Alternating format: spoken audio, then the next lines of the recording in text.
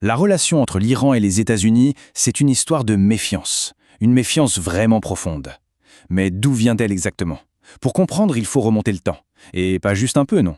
Bien avant la révolution de 1979. C'est là, dans le passé, qu'on trouve la véritable racine du problème.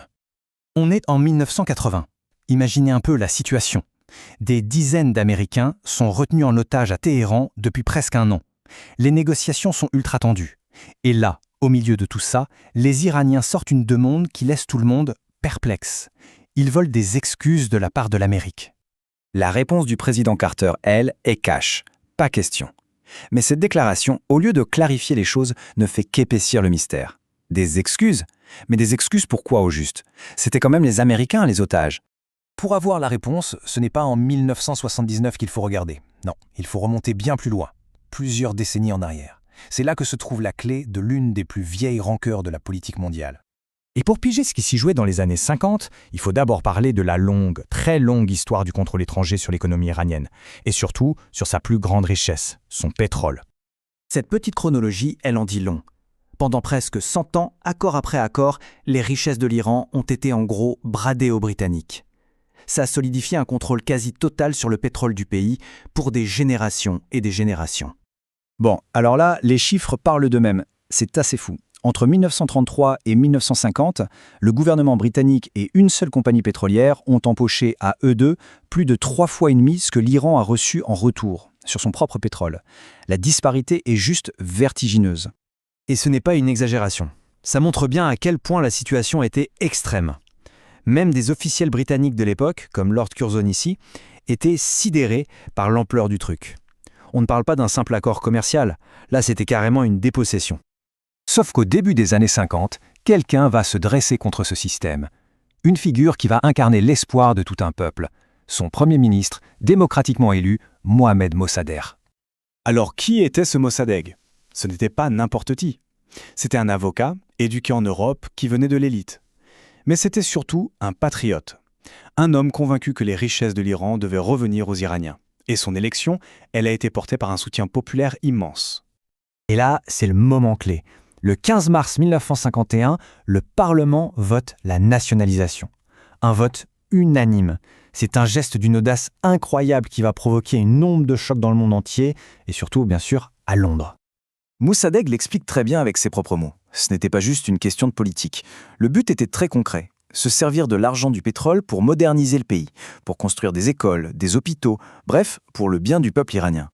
Évidemment, la Grande-Bretagne est folle de rage. Elle vient de perdre sa poule aux œufs d'or. Alors, comme elle ne peut pas agir seule, elle va se tourner vers un nouvel allié, une superpuissance montante, pour l'aider à faire tomber Mossadegh, les États-Unis. Et ce plan, qui porte le nom de code Opération Ajax, c'est ni plus ni moins qu'un manuel du parfait petit coup d'État, monté par la CIA et le MI6. Tout y est.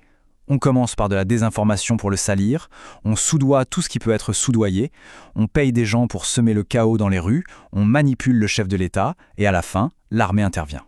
Imparable. Et pour faire tourner toute cette machine, le patron de la CIA de l'époque met sur la table un budget d'1 million de dollars. Pour 1953, c'est une somme énorme. Et tout cet argent n'a qu'un seul but, renverser Mossadegh. D'ailleurs, l'opération a bien failli capoter. La première tentative est un échec total, le Shah prend peur et s'enfuit du pays. On aurait pu croire que c'était fini. Mais non, la CIA ne lâche rien. 4 jours plus tard, elle remet ça, en mobilisant cette fois des foules payées et l'armée. Et là, ça marche. Ce coup d'État, ce n'est pas juste un événement historique parmi d'autres, c'est le péché originel de la relation entre l'Iran et l'Amérique. Et ses conséquences, eh bien on les ressent encore aujourd'hui. Pour comprendre à qui a profité le crime, il suffit de suivre la piste du pétrole. Et ce graphique, il est sans appel. Juste après le coup d'État, un nouveau consortium est créé pour gérer le pétrole iranien. Et regardez qui se taille la part du lion. 40% pour les compagnies américaines, qui n'avaient quasiment rien avant, et 40% pour les Britanniques. Mission accomplie. Et là on voit la suite logique, presque inévitable. Le coup d'État installe une dictature. Cette dictature va nourrir la colère du peuple pendant 26 ans. Et cette colère va finir par exploser avec la révolution islamique, où les étudiants, en prenant l'ambassade, diront explicitement « on fait ça à cause de 1953 ». Pendant son procès, qui n'était qu'une parodie de justice, Mossadegh résume tout avec une lucidité incroyable. Son seul crime, finalement, ça a été de vouloir que son pays soit souverain. Et le sort de cet homme qui incarnait l'espoir démocratique? Il finira sa vie seul, enfermé chez lui, jusqu'à sa mort. Son nom et son combat seront systématiquement effacés de l'histoire officielle par le régime du Shah. Et on en revient donc à notre point de départ. Cette fameuse demande d'excuses de 1979, qui semblait si absurde, elle n'avait rien à voir avec le présent, c'était un écho du passé. Une demande de reconnaissance pour avoir détruit un rêve démocratique, un quart de siècle plus tôt. Et ça nous laisse avec cette question, qui est toujours d'actualité. Comment une seule opération secrète, qui a eu lieu il y a plus de 70 ans, peut-elle encore avoir un impact aussi lourd sur les relations internationales et continuer de façonner toute la géopolitique du Moyen-Orient ? C'est une bonne illustration de la façon dont l'histoire parfois ne nous quitte jamais vraiment.